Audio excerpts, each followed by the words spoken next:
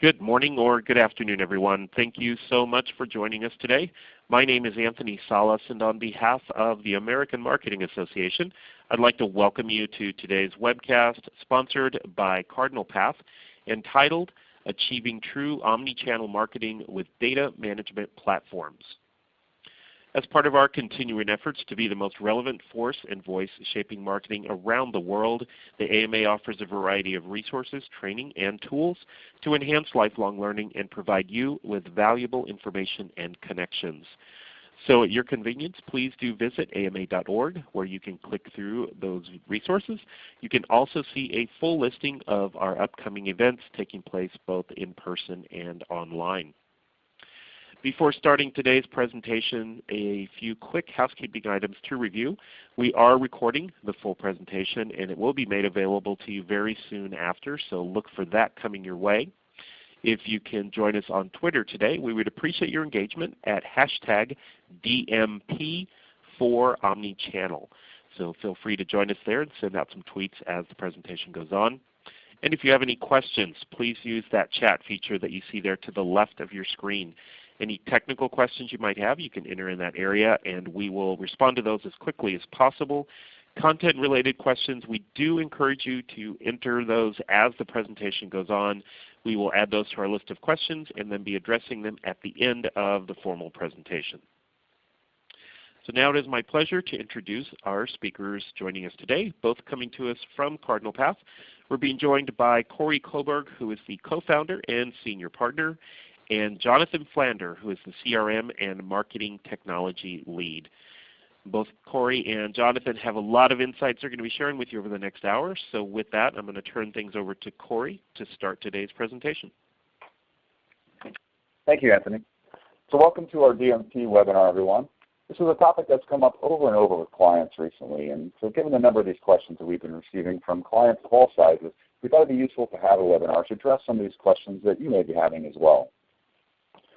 So we can get an idea of where you all are. I'd like to start with a poll to give us a sense of your familiarity. So please go ahead and indicate the answer here that's going to best reflect your familiarity.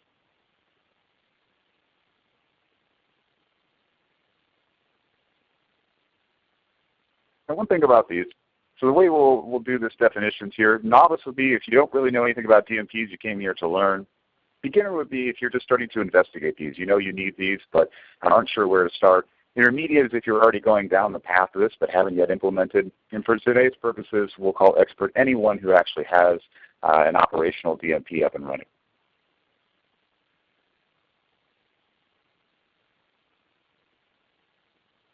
Okay. So I think everyone's had just a chance to put that in. Go ahead and close this. So not too surprising. Looks like the vast majority fall in that novice and beginner one. So that's pretty much what we expected. So hopefully we'll answer a lot of those questions through here. If you do have any additional questions, again, feel free to pop those in and we'll get to those at the end of the session.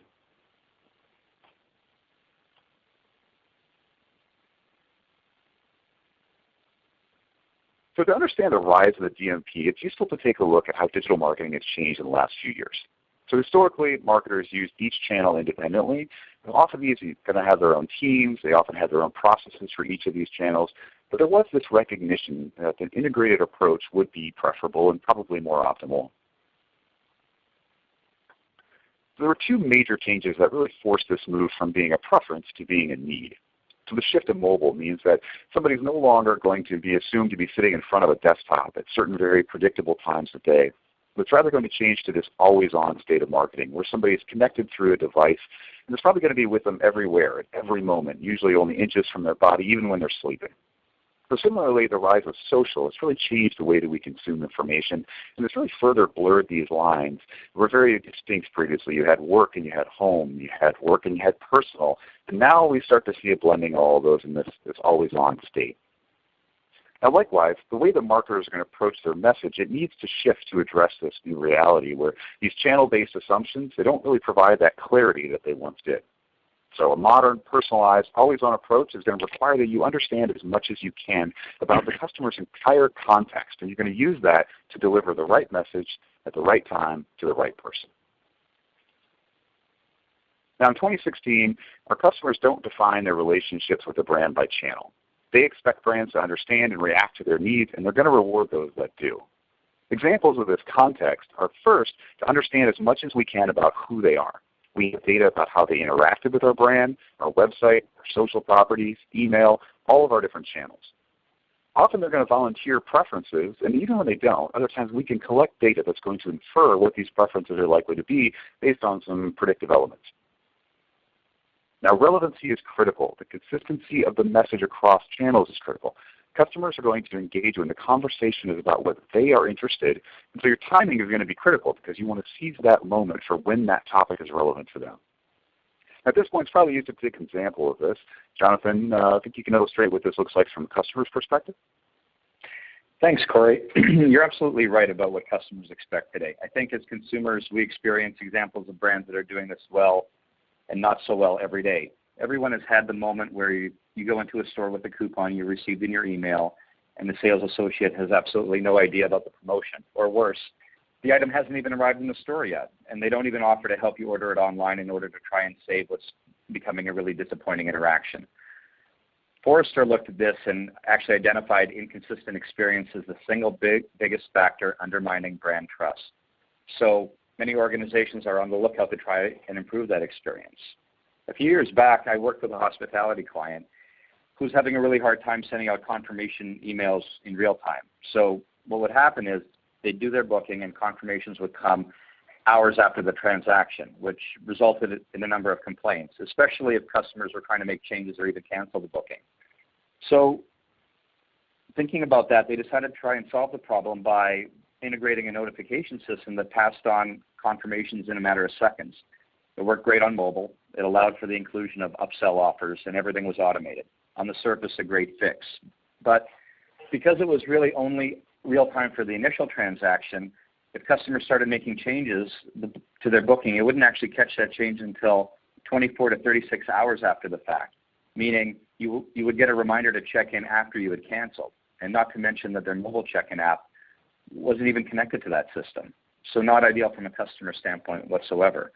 But the important takeaway there isn't that the solution had issues. It's really to illustrate that even for organizations that recognize the need to improve things, that having that single channel viewpoint no longer works. Those days are really over.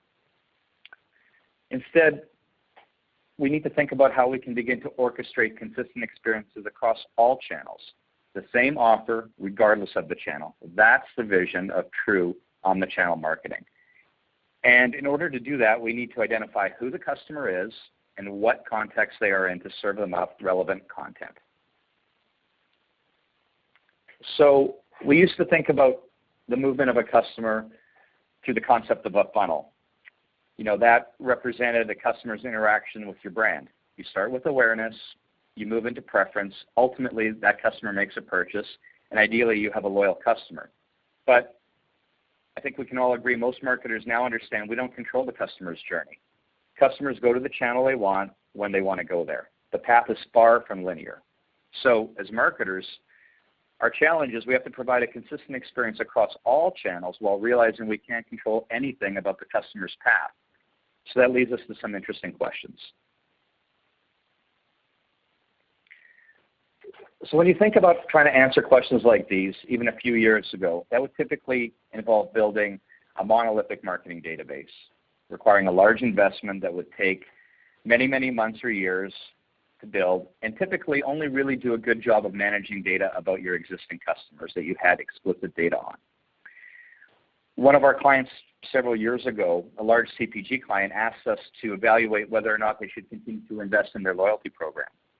By many measures, it was extremely successful. It had millions of registered users. They'd built rigorous analytics to show it actually increased product consumption. But time and time again, their coworkers in shopper marketing would argue that relative to the overall business, it didn't really move the needle nearly as much as a more traditional in-store promotion. At the same time, they developed a pretty impressive following on Facebook that dwarfed the loyalty program. So the question they had was, do we continue to invest in our loyalty program given the small results we're getting, or do we go and fish where the fish are? In effect, look at Facebook as their primary marketing platform, given the reach they could achieve. What they were really looking for was a cost-effective way to scale up to reach large audiences outside of their loyalty program. So really, they face many of the same challenges that organizations are still facing today. But what if there was a way to streamline that process? To have a method to bring together data about customer interactions, not only within the channels that you manage, but also to understand their behavior across touch points you don't own.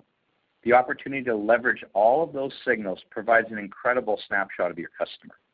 Then if you could also layer in very precise targeting and the ability to use that to find and engage those customers and provide them relative content, then you would finally have the foundation to orchestrate a true omni-channel experience.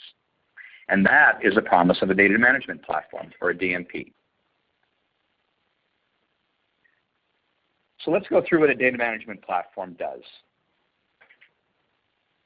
It's designed really to collect all types of customer data. Most of your organizations that you work with, you're already collecting a vast amount of data. So whether that's loyalty, CRM, point of sale, or customer service, the digital data across your website behavior, your e-commerce actions, your mobile app usage. Second-party data is all about working with trusted partners where you can share each other's first-party data.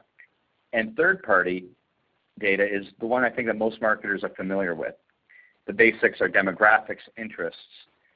But there's a wide variety of data that's available in the market that really play to the strengths of DMP, including in-market data that can identify if a customer is actively considering a purchase in your category based on signals from their behavior.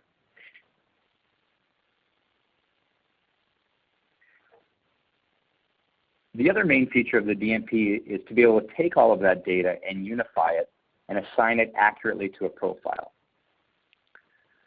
A key point I want to mention about DMPs is they do not contain any PII, or personally identifiable information. So no names, emails, or any other type of sensitive information. All of that data is anonymized as it's brought into the DMP to ensure that there's no sensitivity and no private data is exposed.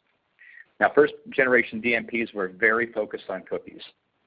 That matching approach has evolved due to a couple of major factors. First of all, while cookies do a great job on traditional desktop websites, they don't really help in determining who is actually using a device, and they don't persist across devices. As well, they don't work very well on mobile, and we've all seen the explosion of usage in mobile, which leads us to need to consider some other options. Once the profiles have been created, we can group similar profiles to create a set of audience segments. These audience segments help us identify and classify customer groups that's easy for marketers to understand. This is also the primary way to reach new people who are likely to be interested in your product or service because they're similar to your best customers. Audience segments lead us to the final and most important step, activation. We can syndicate those audiences across all of our channels to enable that consistent experience we've been talking about. There's two broad categories: paid channels, which includes paid display, search, and video. All DMPs have direct integrations with leading demand-side platforms, or DSPs, and ad exchanges to support pushing those audiences into a programmatic buy. Owned channels include utilizing those profiles to help drive better on-site personalization or more targeted email campaigns. So that's the technology, but let's go through a typical user journey and see where the DMP can help deliver a better experience for our customers. We'll use a retailer example. The retailer will be called Outside Sports, and as the name implies, they sell outdoor apparel both in-store and online. They have a loyalty program that includes an email component, and they've onboarded their first-party data into a DMP, and they're leveraging some third-party data that they purchased. They have audience segments defined and syndicated across a couple of the major DSPs with a focus on active customers. So now their journey begins, as many do, with a search on Google. This customer is in the market for a new ski jacket. They have purchased from Outside Sports before, only a few months ago. But they still head to Google and put a Google search in for performance ski jacket, which brings up, as you can expect, a large set of results. But by leveraging audience-based bidding, Outside Sports is actually able to bid for that top search result and provide what you read there, some customized ad copy. The customer notices the ad, but they decide to visit a site that provides user reviews instead. Now, this publisher has a paid display opportunity that Outside Sports bids for. They win the placement and decide to show content featuring the customer's 2 favorite brands, along with a specific offer. The user clicks around the site, and after reading some reviews, he goes about his day. Now, later that evening, he goes back to the retailer's website, but he does that on his mobile device to take a look at one of the jackets he was interested in. Now, without a DMP, that would be very challenging for a marketer to be able to establish the identity. But because he is authenticated, Outside Sports can identify him and is able to leverage his recent activity on Google and the publisher website. A dynamic offer is presented on the app home screen, showing a discount for one of the jackets he was interested in. He clicks on it, picks some colors, adds it into his cart, but he doesn't complete the purchase. Now, leveraging some third-party attitudinal data tied to their transaction history, Outside Sports performs some further analysis, and they determine that this customer tends to need several touches before they make their purchase decision. They're put into a nurturing stream via a combination of emails and continued paid media, but this time with a focus on paid social. The messaging really focuses on the benefits of the product versus the price discounts alone. And ultimately, when they're ready to make a purchase, Outdoor Sports is top of mind. Now, from a consumer standpoint, this is exactly what we are coming to expect from brands, understanding the context, in this case research, and understanding the type of customer, and ultimately giving them the content that they are looking for. And Corey, I think we're going to be seeing a lot more of this from forward-thinking brands this year.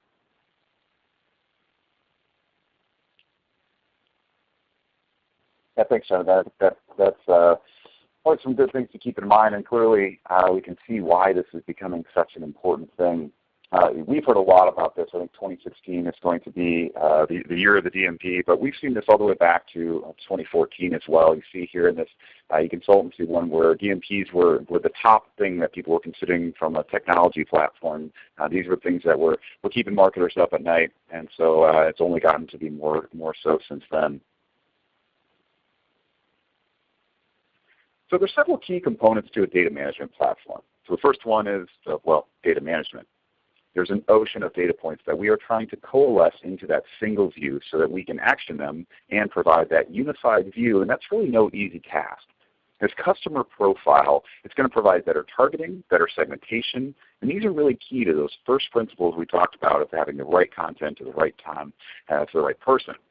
One of the more overlooked areas that's going to become really critical as time goes on is security and regulatory compliance. And the way this information is collected, the way it's shared, as different government entities enact more and more complex quilts of laws and data sharing becomes both more prevalent and more valuable, there's going to be a reason to do this, but at the same time it's going to become trickier and trickier to do so. So expect this to become a key driver for DMP deployments going in the future. Saw some notes in the chats about this. I think this is something that we're going to see a lot more of. And of course, all the data in the world and the most complete customer view is completely useless if you don't action it. Paid media is usually the first and the easiest place that folks are going to turn to increase the effectiveness of their message, but also really the efficiency and the ROI that you get from that better targeting and better decisioning.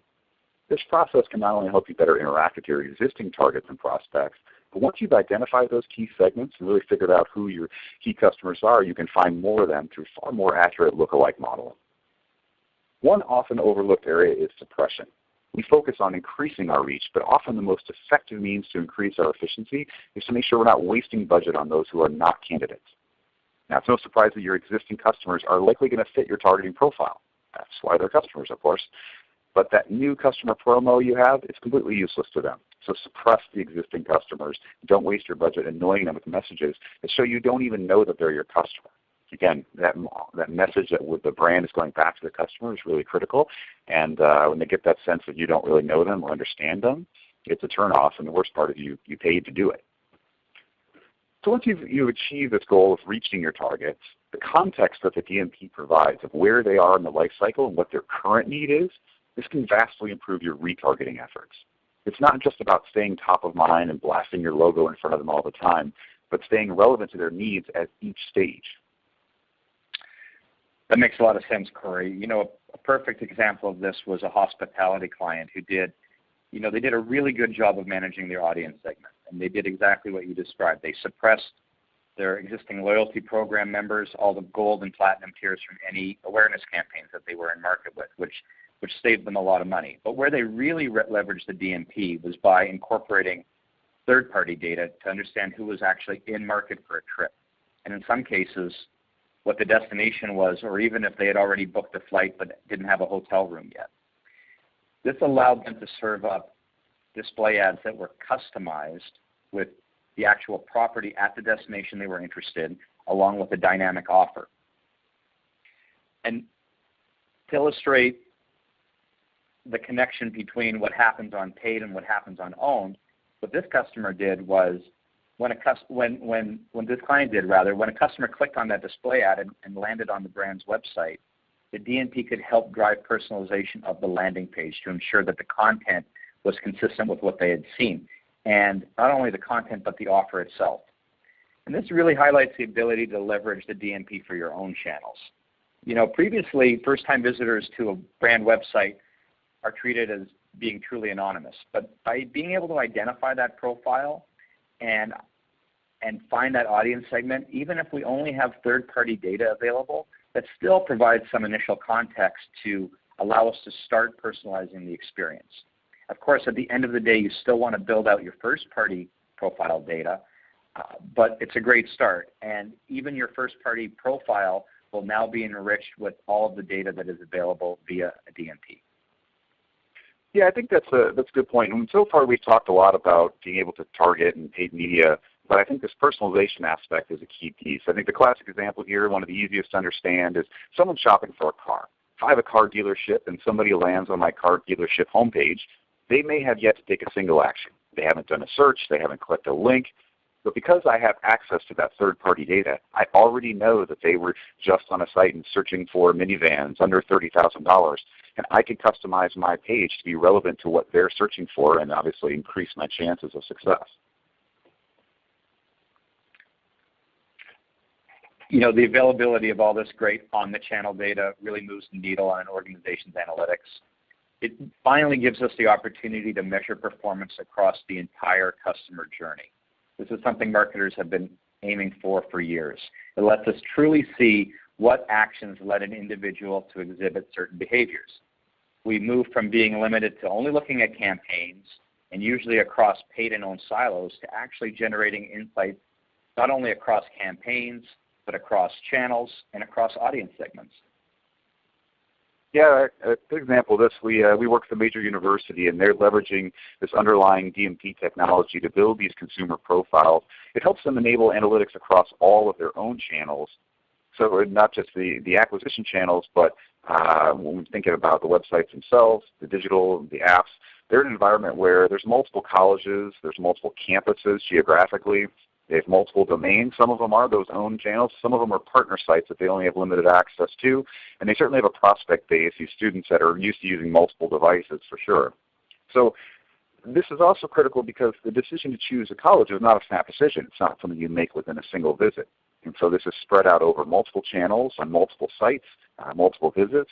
Without this DMP technology, the unification of that data to a single customer view would be almost impossible. So our clients have seen some pretty good ROI from this.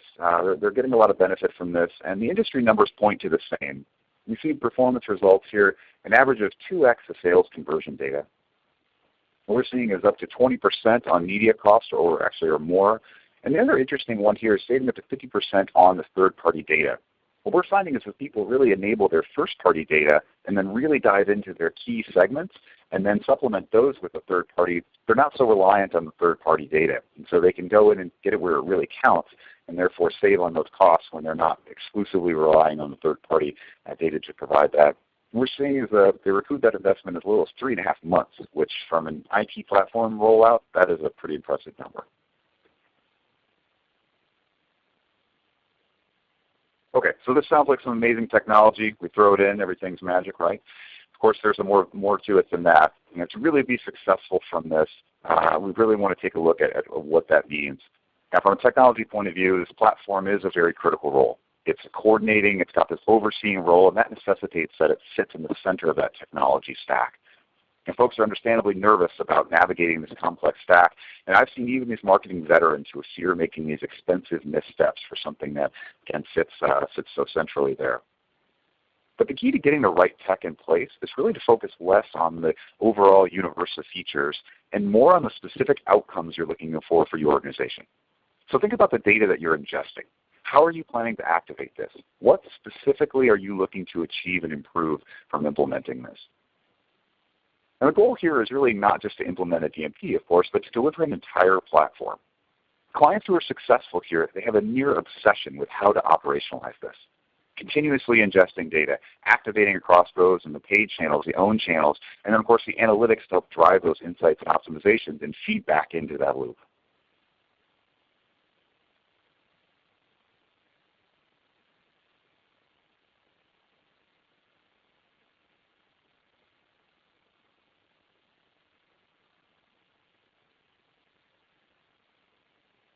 Okay, so the common scenario here is that you implement the technology, but you don't have the process, you don't have the operational model in place. What happens here when you only focus on that small bullet there, the tech, you're not focusing on the business side of this, how it actually relates to your business, and the strategic, how you're trying to get value from this to move the bottom line. And generally what happens is software ends up sitting there on the shelf. You've got it implemented and you're waiting to get those pieces in place. And of course, when something that's moving this fast, we want to make sure that we are using this right out of the gate, because otherwise every day that it sits there is getting out of date, and that's an investment that is not paying for itself. This often occurs when IT and those business processes are not totally aligned. We want to make sure that you are doing these in parallel, and in many cases have the operational model first. And so that means that by the time it's not only going to inform the choices you make from a purchase point of view, but by the time you go there, you can hit the ground running. Okay, so I believe at this point we have another poll. We have some questions here. It's going to be, if you're currently using a DMP, what is your primary platform? Now, based on the results of the previous poll, I'm guessing that many of you are going to be searching for that button that says, well, we're not using one. So maybe that can be the other button or not entered there.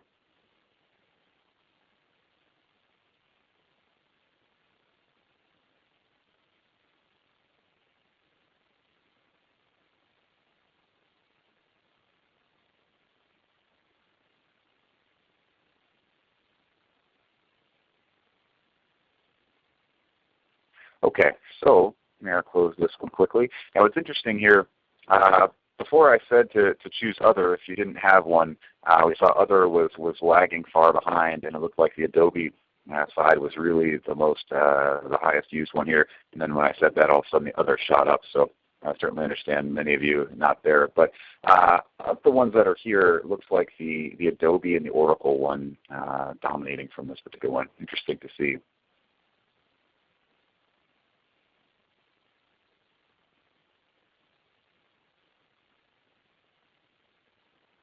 Yeah, I think, Corey, it speaks to a couple of things. The DMP vendor landscape has been evolving quickly. There are so many vendors, and each have a really unique perspective on why they have the best solution. There's been a number of consolidations already, most notably, the top two vendors on our poll, Oracle and Adobe, adding DMPs to their marketing clouds. And they aim to offer an end-to-end solution that goes beyond just a DMP to service, all of a marketer's need. Now, pure play vendors have very strong solutions and are focused on providing the best user experience and integrations with other best-of-breed platforms.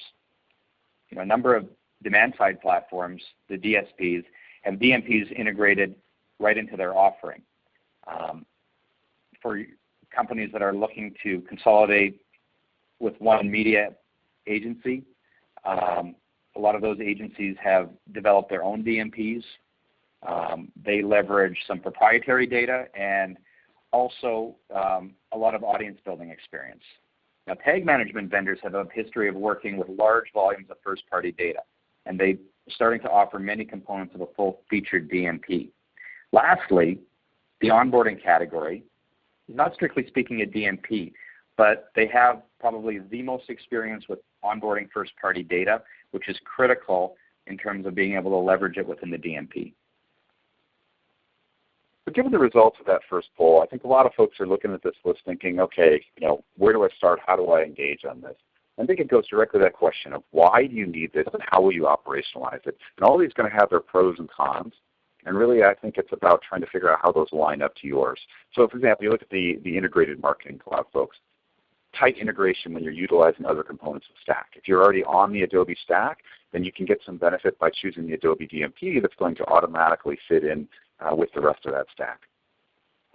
They also have the resources to drive innovation. There's a lot of attention being driven to making those connections. You get the opportunity to negotiate with a single vendor so you can get some speed advantages there. Move to the pure play ones. Their product roadmap has a singular focus. All of their energy is poured into improving this rapidly moving product. And some folks also find the fact that they're independent, that they're free of any notion of bias appealing. For the integrated DMP DSP, this is one we're seeing quite a bit of movement here. Analysts believe this is going to continue to be a trend that moves that direction, even though there is a little bit of pushback. There's just a lot of business reasons why this makes sense. The licensing model here can factor into the media costs. So if you are pushing through a lot of media, you can essentially get a DMP for free. It's easier for users to understand a single platform. If your main point you're trying to do here is run activation through paid media, then being able to do that all seamlessly there can make a lot of sense. The Tag Manager one is really interesting. This is one we're seeing a lot of movement here and somewhat of a late entry here, but at the same time picking up a lot of ground. They already have experience with ingesting and trafficking data in real time. They're already part of most of the environments in some way, shape, or form. And so and they're also very early in the cycle. The tag side is something that's going to push all the other tags and therefore is involved with each of those steps. From the agency side of this, we see a lot of hesitation and concern here around whether the data is going to be locked in, what happens to their data and segmentation if they leave their agency, and I certainly understand those concerns. But you have to weigh that against your operational model. If you need to get up and running as soon as possible and you expect to turn all of this over to your agency anyway, then their expertise on their platform may make this your best option. So again, kind of have to come back to what are you trying to accomplish here? What are the most important pieces of that? What's your operational model? And that's likely going to kind of give you a few places to start.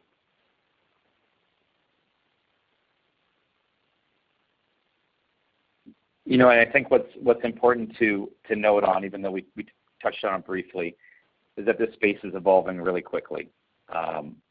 What we thought we'd do is just try and outline some of the top trends that we're seeing for 2016. First off, there's a real move towards what's being called, generally speaking, people-based IDs. Over the last couple of years, there was a real ongoing debate on the best way to unify profiles. There's really two camps. There's deterministic and probabilistic. So deterministic really means something simple. It's an exact match, while probabilistic means matching based on algorithms. Those on the deterministic side stress accuracy and something that you can only achieve with an exact match, while those on the probabilistic side argue that while exact matching is great from an accuracy standpoint, you lose scale and reach that you need if you're trying to go and find new customers. So most vendors, though, are now acknowledging that what you really need is a combination of both to really identify and provide you to have the right balance in determining exactly who that individual is and being able to extend your reach. So expect that most vendors will probably take some form of a combination of IDs. Secondly, and Corey touched on this, the pros and cons of DMP and DSP coupling. There's been a lot of debate on whether or not an integrated offering has some bias built in. But we're really see more of this consolidation, and many of the analysts believe that tighter integration is inevitable. Certainly from a user standpoint, there's a lot of appeal. One platform to use, one platform to manage, and especially if the bulk of your use cases are paid media focused, and you're already buying most of your media from that DSP, it can make a lot of sense. Having said that, if your data strategy includes owning your first-party data and having that independent from the DSP gives you quite a bit more flexibility. And I think lastly, what we're seeing which again speaks to the speed of the evolution, is a lot of these solutions have matured very quickly, especially in relation to what we've seen with previous marketing technologies, such as campaign management or marketing automation. We really expect that most vendors will have the same core features by the end of the year.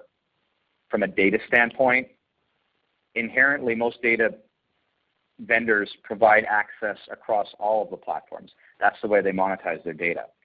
So look for more emphasis on establishing second-party data connections as a real way to differentiate in the marketplace. At the end of the day, we always recommend that you have a focus on continuing to build out your own first-party data as much as possible. It doesn't work that well for every type of vertical, but it is an asset that you control. And once you've acquired it, there really is no cost associated with maintaining it relative to having to continue to buy third-party data. So up to this point, we've talked a lot about DMPs, gone through a number of the benefits, gotten into some of the technology. Hope that you're as excited about this as we are. We really think it is a game changer. But of course, you're also thinking, this sounds like there's a little bit of complexity. How do we get started?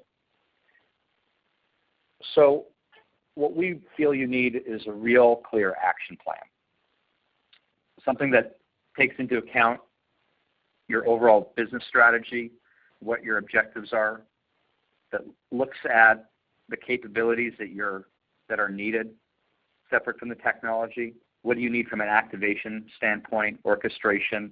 What type of analytics do you need? And what do you really need from a data management standpoint?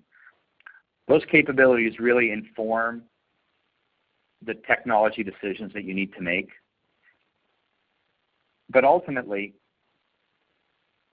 it's the operational model that time and time again proves to be a challenge for organizations that don't take that into account.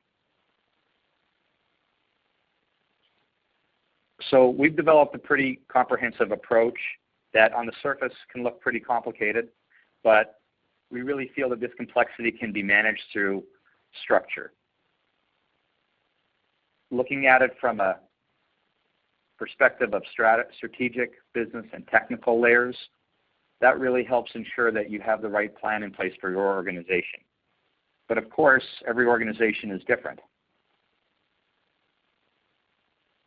For folks that are new to DMPs, it's really all about building a blueprint and focusing on what your vision is. Building the business case and articulating that overall data strategy is going to be critical to getting buy-in from senior management. As mentioned, you may also need to really deep dive into how your organization needs to be structured to best leverage the investment. Give you a quick example. We had a client who was struggling to prove out their ROI. They were really focused only on paid media. But once they expanded their vision a bit to include website personalization, they could take the anonymous visitors that were coming and estimate what the incremental lift could be with the additional personalization they could achieve by understanding a little bit more about their profile. Those additional conversions really proved to be a big part of building up the business case that they needed.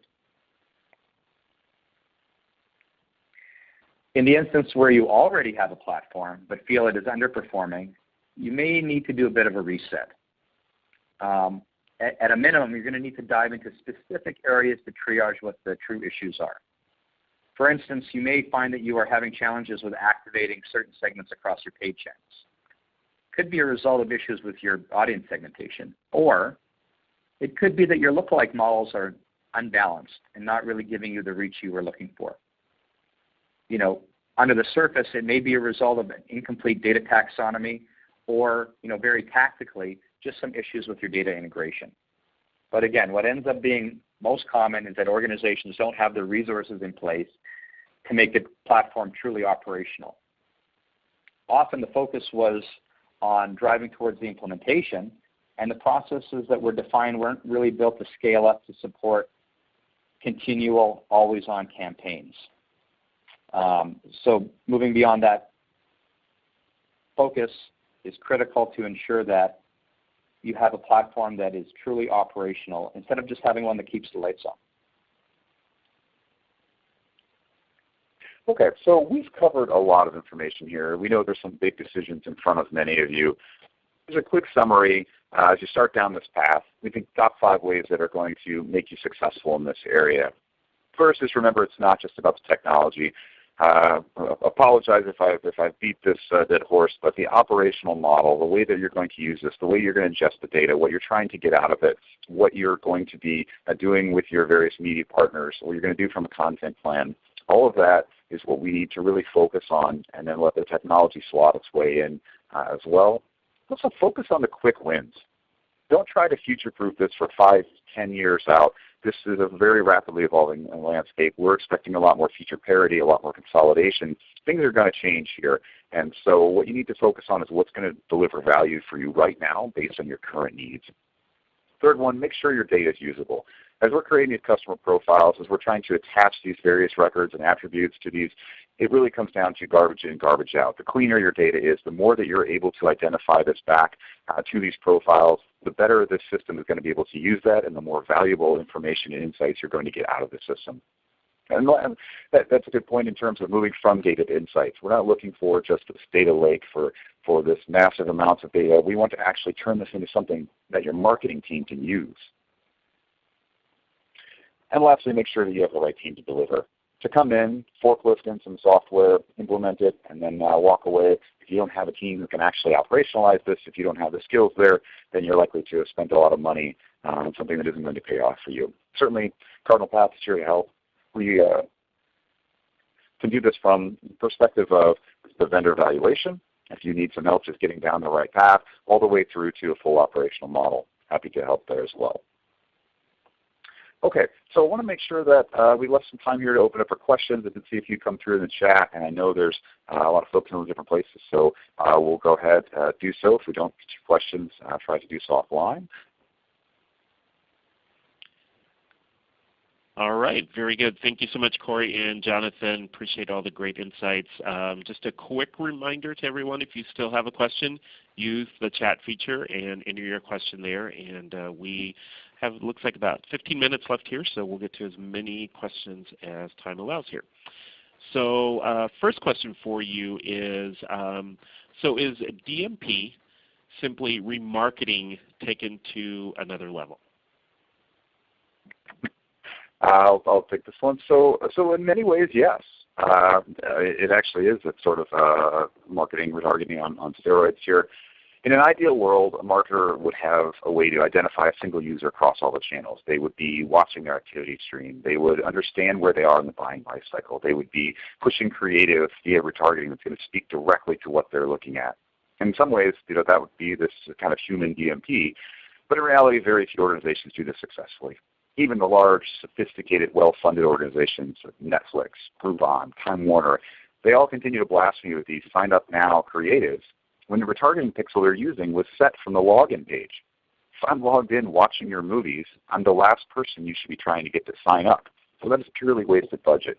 And of course they know this, I'm sure, but it speaks to the why for this technology and why it's so useful and why that operational model is so critical.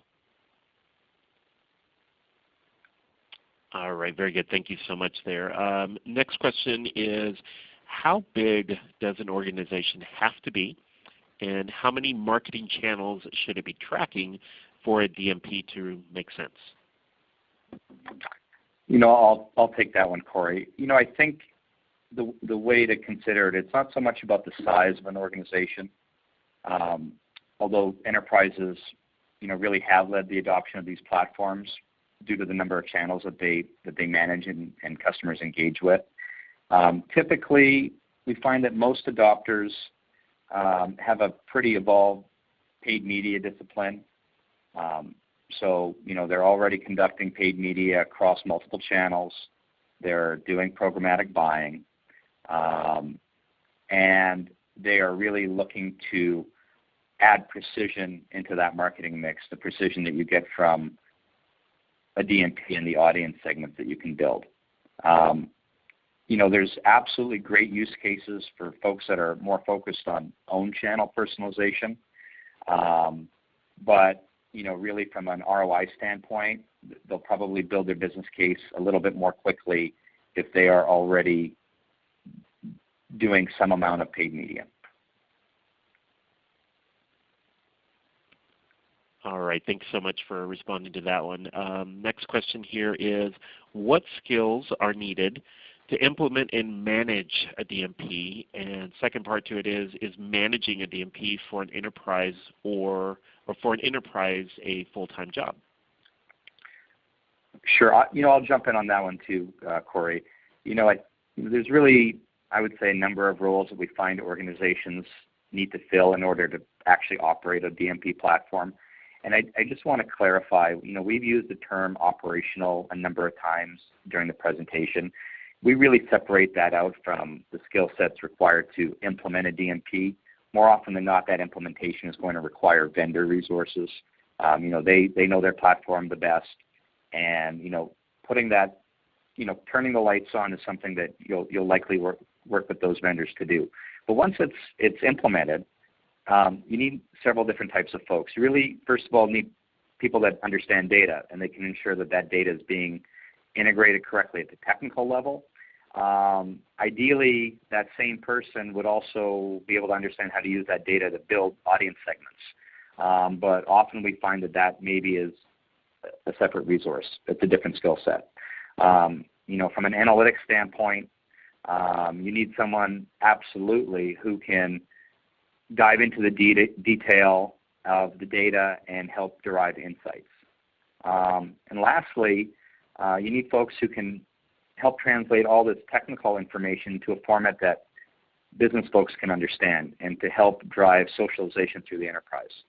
The fact is these solutions are fairly technical and they need specialized skill sets. We see organizations, they're often looking for extra capacity simply because they can't find those people. And they look to partners or agencies to help fill that gap.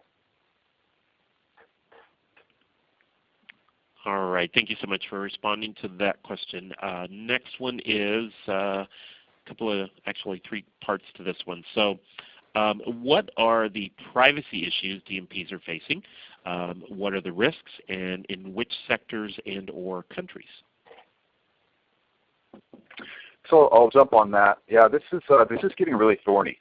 There are a few aspects at play here. First is just as the value of data grows, both to your organization and to others, then this is going to be more and more of an issue. There's more incentive for companies to gather and collect this. There's more incentive for them to share it, potentially even sell it. And this idea of data sharing goes a couple ways. First is this idea of the third-party data and the data brokers, and this is not strictly part of a DMP per se, but becoming more a feature that is added through there, the ability to buy and sell this data, and of course that has a lot more risk and concerns from a regulatory point of view than the first party. We see first party data tends to be the safest. If a customer has offered you this data and you have it there, there's a lot less around that. The second party one is really interesting as well. You have your first party data and you're sharing that across. In both this second and the third one, there tends to be an anonymization process where you take your first party data and it shifts over in some way that has stripped out anything that's going to be from a privacy point of view. But yeah, the technology is way ahead of the law here. And what we see is Europe is driving much of this. Many are looking there to see how this shakes out from a law point of view. Obviously, there's going to be some people watching this very carefully, and we're going to see things evolve from there. But certainly the regulatory and compliance aspect of it we start to see is, right now it's all marketers looking at this, but certainly the legal department is going to be involved. There's no doubt about it. Great, thank you so much there. Next question is, how can it be data from all channels if it doesn't have personally identifiable information? And second part to this question is, so how are you connecting first-party digital and CRM data? I mean, I think that's a good question, and this starts to get into some of the details. So I think in order to kind of broaden the question a little bit and at the same time explain it, I think that we're not saying that PII from your first-party data sources can't be processed. But what the DMP does as part of its operation is it really anonymizes that data. So in effect, it strips out all of the PII information. And the reason it does that is so that it can, in effect, going back to the last question, it can play well across privacy regulations and be compliant. I think what the process, though, as that anonymization is happening, is you generate some non-PII keys that matching partners, and if you remember to our example, an onboarding vendor like a LiveRamp can use to match against their customer files. So even if the channel that you're trying to ingest data has PII, in order for it to persist in the DMP, that needs to get stripped out. Having said that, for attributes that are important to building out your audience segments, such as someone's lifetime value, the tier in your loyalty program, those sorts of attributes, those can certainly be and should be part of what's in the DMP, because they will help you define more refined audience segments, which you can use to activate. Perfect. Thanks so much. We've got time for a couple more here. So next question here, I think regarding something you had mentioned earlier, and question simply here is, how do you get that consumer's email address? Sure. So a few things that folks don't change that often, and email is one of those that it often is a primary key used to start to identify those profiles. There's certainly a push and pull here where your marketing energy is going to depend on essentially risk versus reward. There's a line of thinking that says you want to reduce the friction to a purchase. So allow guest checkout, put up no barrier to content consumption. But if getting that email address, getting that user registration is becoming more critical to building a successful customer profile, then perhaps a major marketing goal you have is to enable that first-party relationship, even if it comes at a cost. So organizations are really trying to determine what that give-get is, so that information, obviously customers have to get some value in exchange for creating that relationship, for giving you that email address. And so what we're seeing is a lot of marketing creativity is shifting to how to successfully create this first-party relationship and get that first-party data so that you can create that profile moving forward. All right, thanks so much there. And next question. Relative to the analytics maturity model, where should a client ideally be on that model, in what stage, before they decide to implement a DMP? Sure. So yeah, we think a lot about this at Cardinal Path. So from our model perspective, we think about low in the maturity curve is you slapped on some analytics code, you place some ads through there. The next step up really is when you're thinking about your business requirements and you're putting an architecture together that ties those two things together. The next step up from that is this technology and platform stack integrations. And so really trying to say, okay, I want to tie together all of my on-site analytics, all of my social, all of my paid media. And the next step beyond that is this customer data integrations. And that's really where this first-party data comes through to say, I'm going to now tie my CRM data in with my paid media, in with my social, in with what's happening on my site, in with my retargeting, so that I can get that constant feedback loop. And we find that CRM integration point is really one where most folks start to seriously think about the DMP. Very good. Thank you so much there. Next question, how do you acquire the third-party data dynamically, similar to what was shown in the online car buyer example? Yeah, that's a really good question. Luckily for brands and folks that are planning on using a DMP, a lot of those integrations between the DMP platform and the data providers have already been built out. So don't think of it as an implementation that you need to do. Really, the gist of it is that, kind of similar to the way we described the way that you onboard your first-party data, these matching partners and matching capabilities really allow anonymized IDs to be used to match up. So much in the same way that you would integrate on an email address, consider that all of these vendors are matching on some type of a key.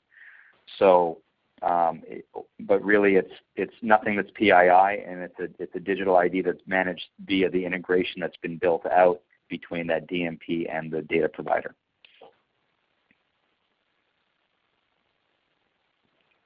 All right, very good. And I think we've got time for one more here. This individual says they work in fundraising that is very direct mail heavy as a final way to get the donation after having the reinforcement. So the question is there a way to take that person, if you don't know him before the search, and get their PII to mail him? Yeah, I mean, I come from the world of direct marketing and understand the benefit of being able to use that communication method. Of course, at the end of the day, as we've stressed, there's no PII data within the DMP.